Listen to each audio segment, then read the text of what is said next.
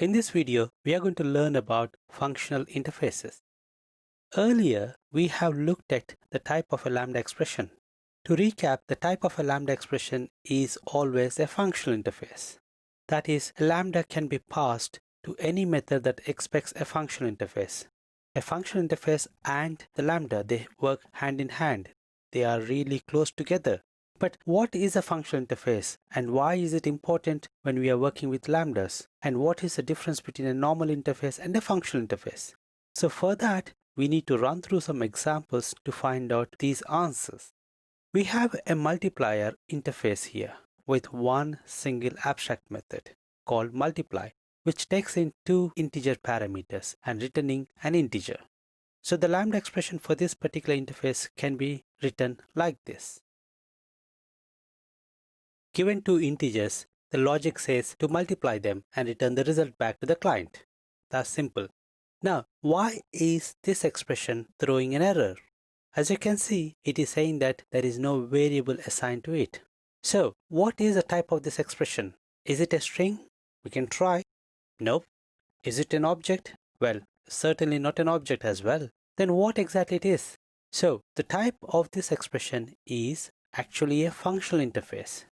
So look at this.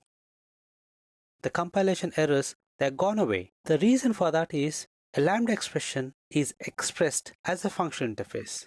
In other words, the target type of a lambda expression is a functional interface. As you can see here, this is a lambda expression and this is a type where that lambda expression is assigned to. So coming back to a functional interface, it is nothing but an interface with one and only one abstract method. This is no different to our good old interface, except that it can only have one abstract method if it needs to be called as a functional interface. Having said that, you can still have an interface with only one abstract method, but still don't use it as a functional interface. So we have a multiplier interface here with one single method as expected, and a lambda expression using that interface as a target type. Now what happens if we create an extra method in the multiplier interface? Well, the best thing is to find out. Given an integer, we'll simply return the square of it. Did you notice the earlier lambda function is now failing? And what is the reason for that? It simply says that the target type of this expression is not a functional interface anymore. Why is that?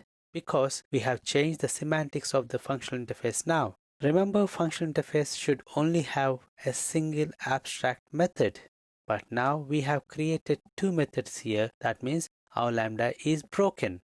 So to recap, a functional interface must have one abstract method. The target type of a lambda expression is going to be the functional interface. So if you think you are going to use the interface for supporting lambdas, make sure that interface has only one abstract method defined in there. And to make sure you don't get the exception at compile time, use a new annotation introduced in Java 8. It's called @functionalInterface annotation. See here. Now, if you add an additional method, the compiler should start mourning. As you can see, compiler is saying that this functional interface is not a functional interface anymore. So the functional interface annotation helps us protect the interface definition of a functional interface.